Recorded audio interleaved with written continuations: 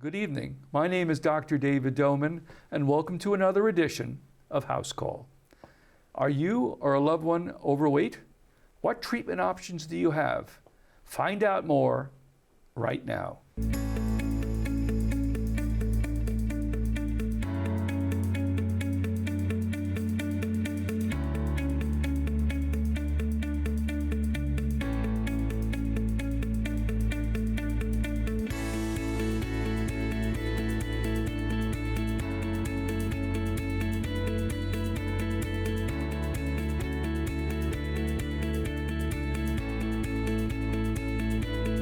My guest this evening is Dr. Joseph Greene, a noted bariatric surgeon in the DMV.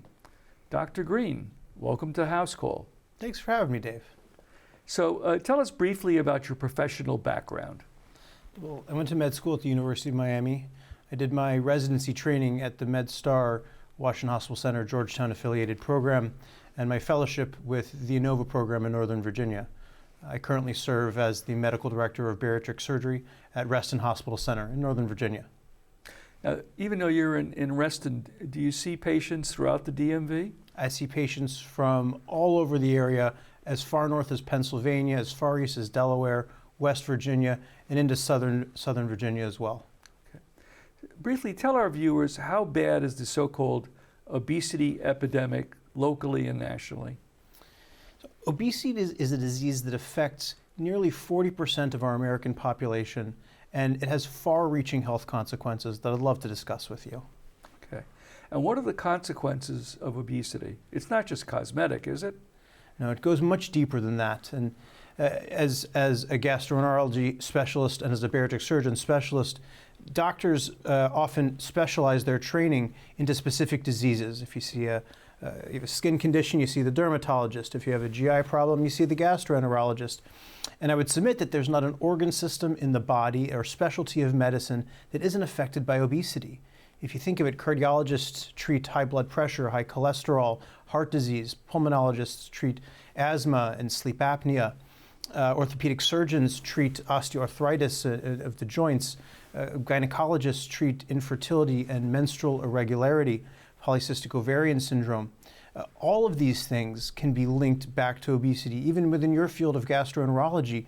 Non-alcoholic steatohepatitis or fatty liver disease, heartburn, and gallbladder disease are all things that are associated with obesity, in addition to things like type 2 diabetes, which endocrinologists treat.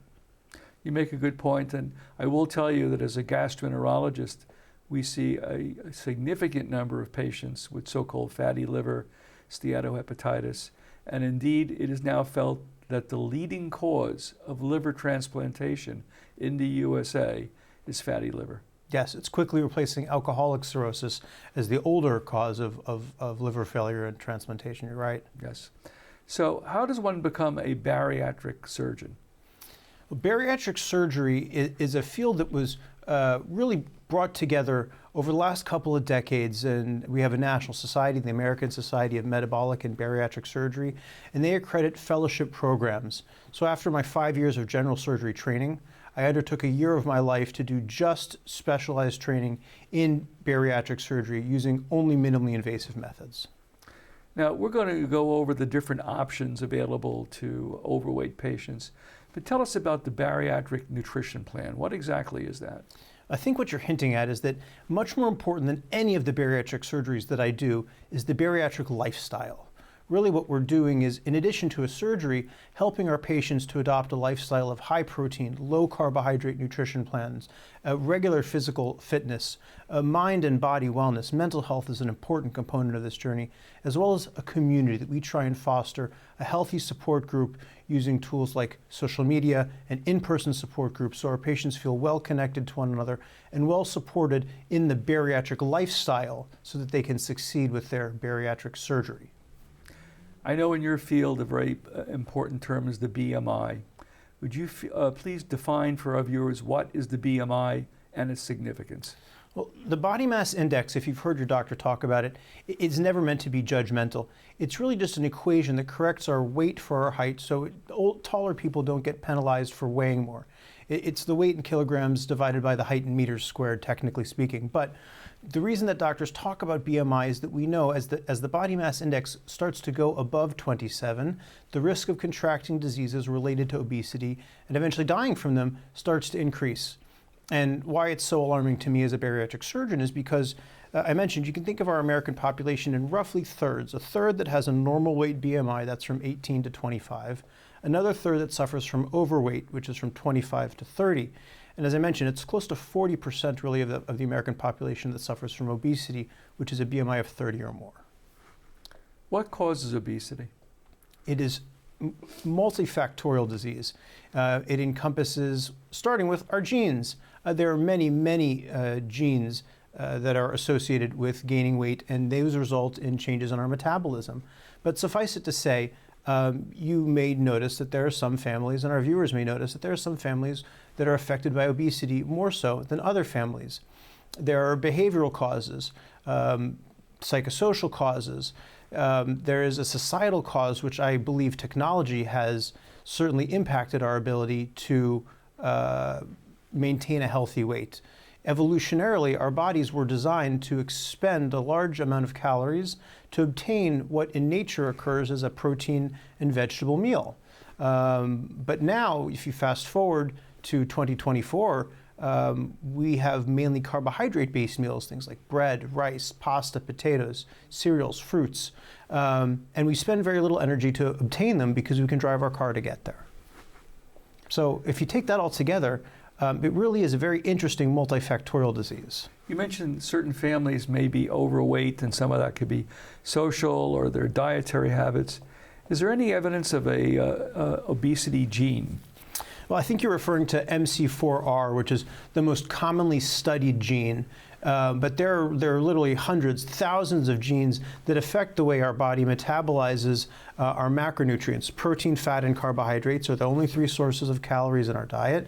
And how we metabolize them and store them can be affected by our heredity or our genetic makeup. What do you believe are the social challenges of obesity? The social challenges for people who suffer from obesity are vast. Difficulties finding a seat in a movie theater, using the seatbelt extender on an airplane. That narrow turnstile on the metro is hard to get through for some folks, and certainly my patients and I know that designers don't make all of the sizes of clothing that people are looking for who suffer from obesity. And this can have far-reaching consequences on people's mental health and well-being and their lifestyle.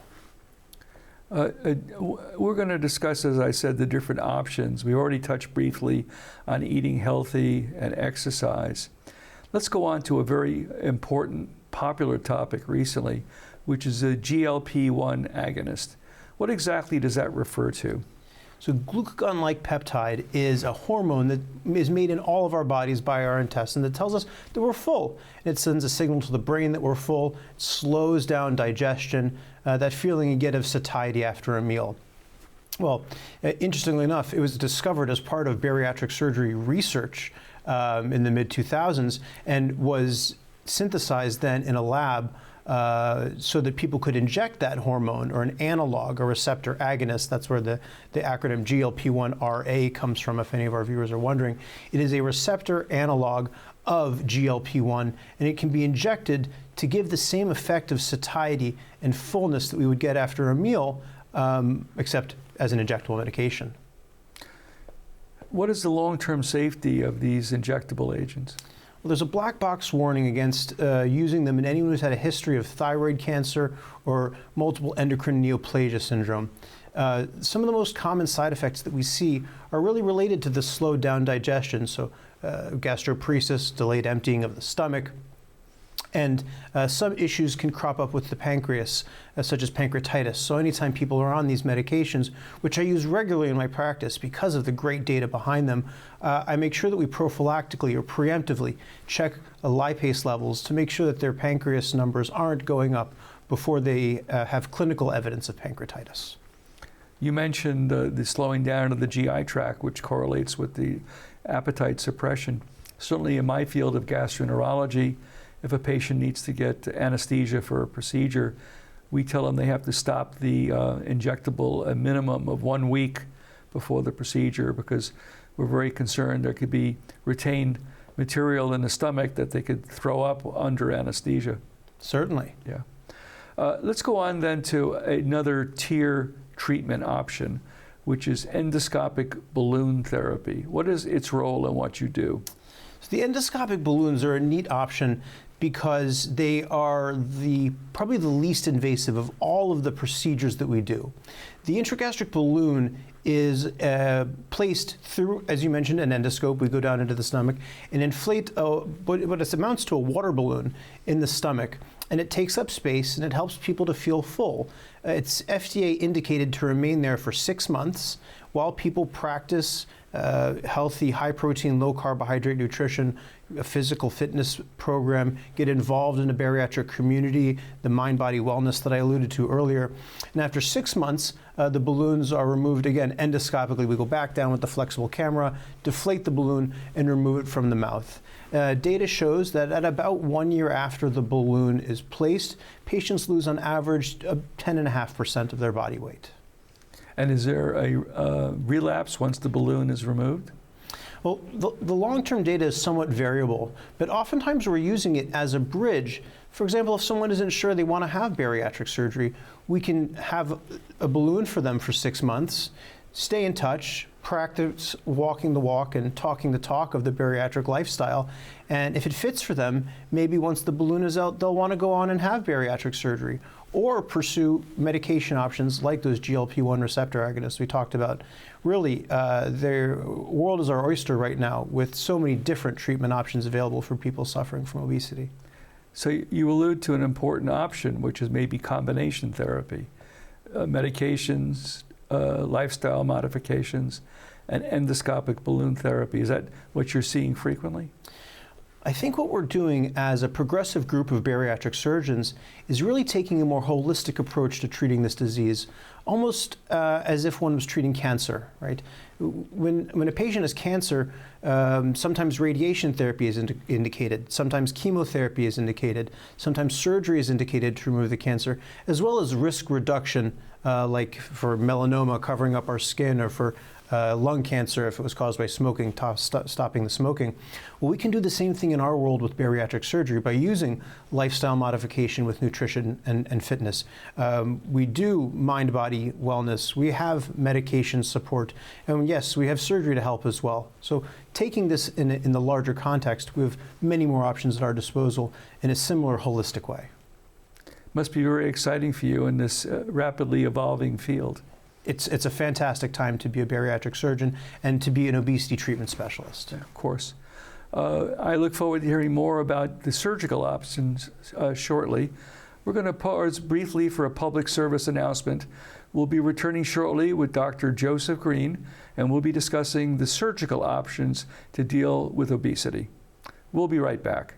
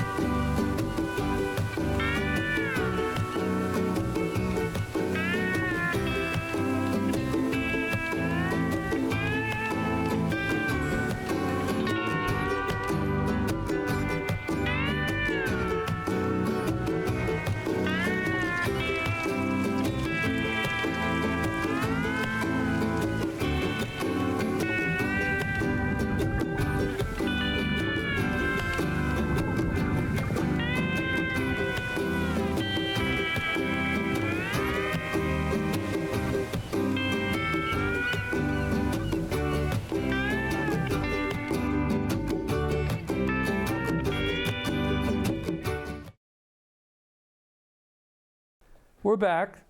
My guest this evening is Dr. Joseph Greene, and we're discussing treatment options for obesity.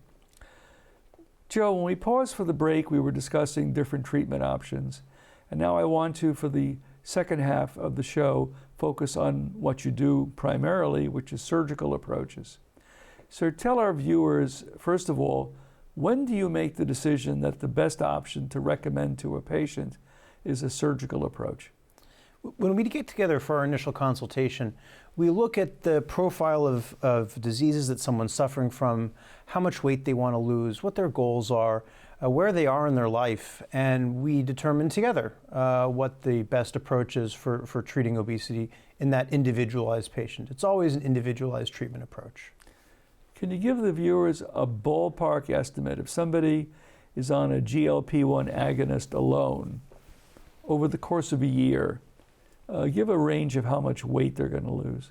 It depends on how well they tolerate the medicines and some of the side effects that we discussed earlier, but it can be anywhere between 16 and 20% of their body weight.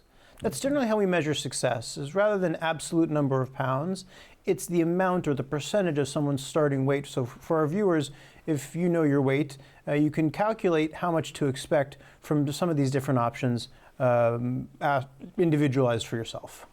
Endoscopic balloon therapy, what's the percentage range? The data shows about 10.5% weight loss at 1 year. So less than GLP-1 agonist? That's correct. Okay. So then let's go on to surgical approach. There are different surgical options. Share with us when you consider doing some sort of laparoscopic approach. Well, certainly I should say that I believe in my heart open bariatric surgery should not be performed in 2024. Mm-hmm. It resulted in an unacceptably high complication rate, long hospital stays, and it shouldn't be done at all. Sure. I only practice minimally invasive bariatric surgery. All the operations are done through incisions about 1/2 inch to 1/4 inch in size, a couple of them across the abdomen, and it results in much less pain. People bounce back to work quickly, and we're often doing our surgery in an ambulatory fashion, which for our viewers means they come and go the same day having their bariatric surgery, which is really a revolution in bariatric surgery where patients used to stay 2, 3, 4 days in the hospital afterwards. We've come a long way.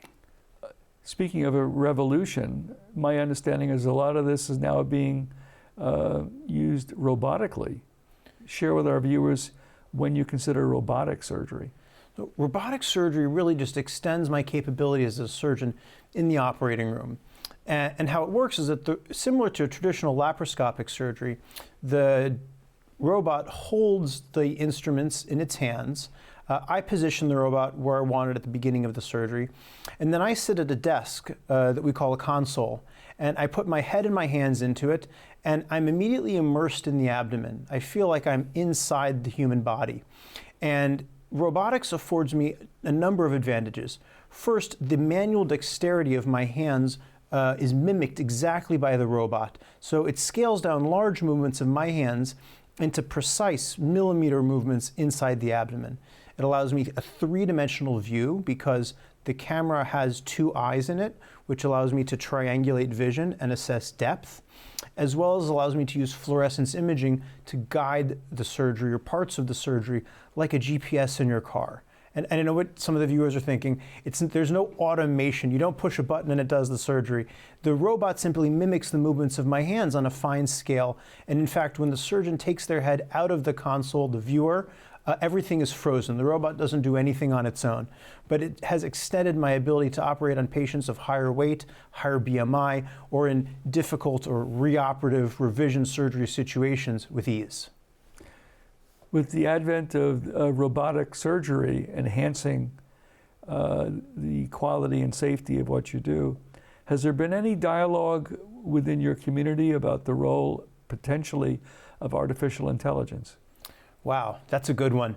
I think the data is still being collected, but most people at this point would probably want to be operated on by a human-controlled robot than a robot-driven robot. Or at least an AI assistant, let's say. The technology is out there. There's also companies exploring virtual reality surgery, as well as incorporating artificial intelligence for decision-making or for teaching purposes.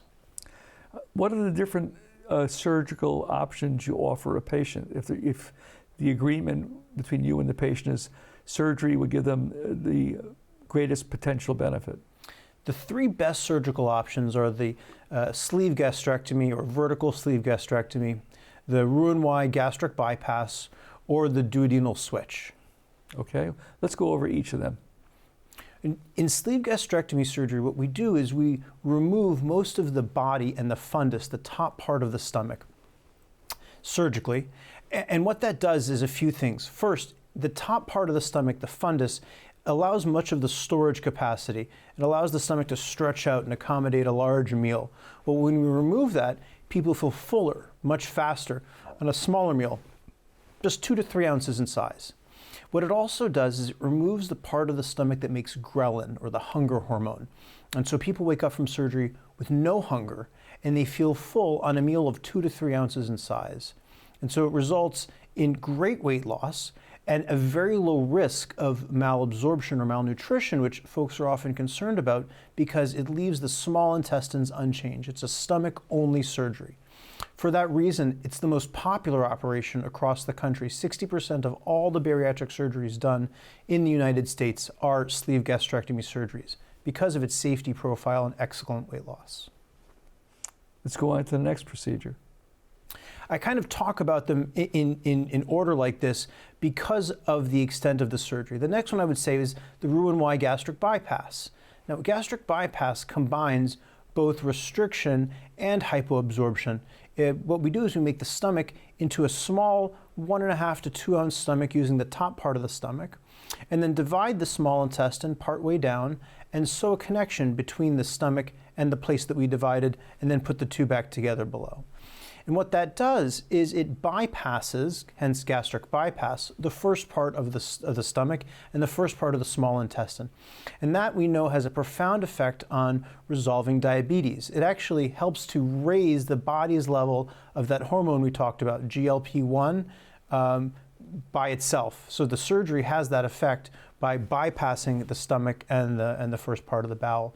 We also know it has an excellent resolution of people who suffer from heartburn. So again, as an individualized treatment, if someone comes to me and says, hey, my throat is on fire all the time from acid reflux and I'd like to lose weight, gastric bypass may be the option for that person. Gastric bypass patients do, however, take some extra vitamins to maintain good nutrition. Now, depending on the study that you read, comparatively, there are some studies showing that gastric bypass can help people lose more weight than sleeve gastrectomy, although there is some newer data to challenge that. And then the third option. So the third option that we offer is technically called the single anastomosis duodenal ileal bypass with sleeve, which is a mouthful. So most people call it a loop duodenal switch or a loop DS. Without getting too technical, there was an older version of the operation that required patients to take many, many more vitamins. And it was updated in November of 2020 to the current configuration, which is, interestingly enough, just a sleeve gastrectomy on the stomach as the first step. And then the first part of the bowel, called the duodenum, is divided and a connection is made further on down, which again has an excellent resolution of diabetes and probably the best weight loss of any surgery that we do. Now, the advantage of a duodenal switch surgery is that it really is two surgeries in one. I mentioned it's a sleeve on the stomach and then a small intestine bypass. So we can do the whole kit and caboodle at once for someone, or we can divide them out in time and space. So if someone wants to have a sleeve gastrectomy surgery, for example, a woman who is having difficulty with fertility and conception can have a sleeve gastrectomy, lose weight, fertility skyrockets as women lose 10 to 20% of their body weight. Mm-hmm. And then years later, that woman can come back and have the second stage of the duodenal switch to lose additional weight. So it really is quite a versatile option in our armamentarium of treating obesity. So let's go over these three options then in terms of projected percentage weight loss for each. There's many, many studies out there trying to compare this, and this is what surgeons go to conferences and, for lack of a better word, argue with one another about. But I would say that on the average, a patient who has a sleeve gastrectomy can lose between 22 and 25% of their body weight. And these are all averages. Each person is an individual. Some people who really embrace the bariatric lifestyle and use their surgery as a tool tend to lose more weight than that. And those who don't, unfortunately, may not. Gastric bypass has the potential to offer 25 to 30% weight loss, and duodenal switch can offer someone 40 or even 42% weight loss with both parts of the surgery together. So if you have somebody who is significantly overweight, 350 pounds, 400 pounds. Would you recommend that procedure? Well, I got to say, in my world, I know no one who is overweight. I know a lot of people who suffer from obesity, but all of my patients, their mothers, their daughters, their fathers, their brothers, they're not obese. They have a disease. Yeah. It's called obesity, and we have so many options, as I mentioned, to treat it. But for someone who suffers from obesity and weighs upwards of 400 pounds, the choice is theirs. If they're reluctant to have such a big operation like a duodenal switch, we can have the sleeve first, and in 6 months or a year, if they're doing great, loving the bariatric lifestyle, we can go back and do the second stage of the duodenal switch. So we can do surgery in a staged fashion for that person. Or if they say, hey, I want my best shot of getting off insulin right now, we can do both stages at once and give them that shot. So you can individualize. That's exactly right. It's totally tailored to the patient. And if someone says, I don't want to take vitamins for the rest of my life, maybe a sleeve is the right option, because sleeve patients take just one vitamin a day to maintain good nutrition. That might be the right option for someone who travels a lot or has a busy lifestyle. We take all this into account. So, Joe, we have a little over a minute left. What distinguishes your practice from others out there in the National Capital Area?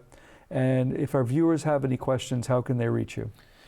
My practice at Reston Hospital Center is special because all of our staff, from our PA, our dietitian, our front desk team, our medical assistants, our administrators, all believe that obesity is a disease that we can treat compassionately and safely using bariatric surgery. And that's the environment that they're going to find: a warm, welcoming office with fun and excited staff and an engaged community of providers. And if they have any questions, how can they reach you? Anyone is feel free to look me up on social media. On Instagram, I'm Dr. Joe Greene. You can find me on my YouTube channel or on Facebook, or simply give us a call down in the office, 571-910-7878. I'd love to meet each and every one of our viewers who's interested in pursuing a weight loss journey. Thank you for joining us on Housecall. Thanks for having me, Dave. It's been a pleasure. My pleasure. My thanks to Dr. Joseph Greene for an excellent interview on bariatric options for obesity. My thanks to my great team here at the studio. And finally, my thanks to you, the viewer, for joining us this evening. Tell us how we're doing. You can reach me at the email address listed on the bottom of the screen. Our next guest is going to be an interesting one. Dr. Mahmoud Doski, a well-known internal medicine specialist in the National Capital Area. And he'll be reviewing his reflections of a very distinguished clinical career as a physician. In any case, we look forward to seeing you next time for another edition of Housecall. Good evening.